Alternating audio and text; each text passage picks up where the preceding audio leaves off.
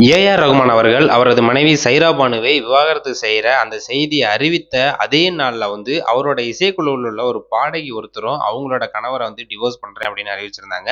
அதாவது மோகினி டே என்பவங்க மார்க் அவர டிவோர்ஸ் பண்றேன் அப்படின்னு ஒரே நாள்ல அறிவிச்சாங்க. ஸோ இத பார்த்துட்டீங்கன்னா, ஏ.ஆர். ரகுமானுக்கும் அந்த மோகினி டேவுக்கும் ஏதோ தொடர்பு இருக்கு. இசைக்குழுவிலே தொடர்ந்து பணியாற்றிட்டு வராங்க. இவங்க 2 பேருக்குள்ள ஏதோ கள்ளக்காதல் இருக்கு. அவங்க 2வதா திருமணம் செஞ்சுக்க போறாங்க அப்படின்னு சொல்லிட்டு சோசியல் மீடியால பலவிதமான வதந்திகள் பார்த்தீங்கன்னா உலா வந்துட்டு இருந்துச்சு. இப்ப அதுக்கு அவங்க விளக்கம் குடுத்திருக்காங்க.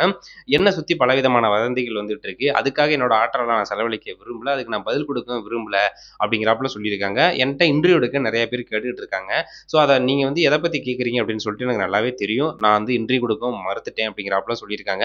இப்ப வந்துட்டு இருக்க அந்த செய்தி ஃபுல்லாவே பார்த்துட்டீங்கன்னா வதந்தி. நானும் என்னோட கணவரும் விவாகரத்து பண்ணது பார்த்தீங்கன்னா, மியூச்சுவலா பார்த்துட்டீங்கன்னா பேசி முடிவெடுத்து தான் பிரிஞ்சிருக்கோம். நாங்க 2 பேரும் பார்த்துட்டீங்கன்னா, தொடர்ந்து எங்களோட அந்த இசை கம்பெனின்னு ஒண்ணு வச்சிருக்காங்க. அதுல தொடர்ந்து நாங்க பார்த்தீங்கன்னா, எங்களுக்கு கமிட்மெண்ட் பண்ணி வச்சிருந்த அந்த எல்லா வேலையும் பார்த்தீங்கன்னா முடிச்சு குடுப்போம். நண்பர்களா இருக்க போறோம் அப்படின்னு சொல்லிட்டு அறிவிச்சிருக்காங்க. தயவு செய்து என்னோட தனி உரிமையை மதிக்கவும், இந்த மாரி வதந்திகளை பரப்பாதீங்க அப்படின்னு சொல்லிட்டு மோகினி டே அவர்கள் அறிவிச்சிருக்காங்க.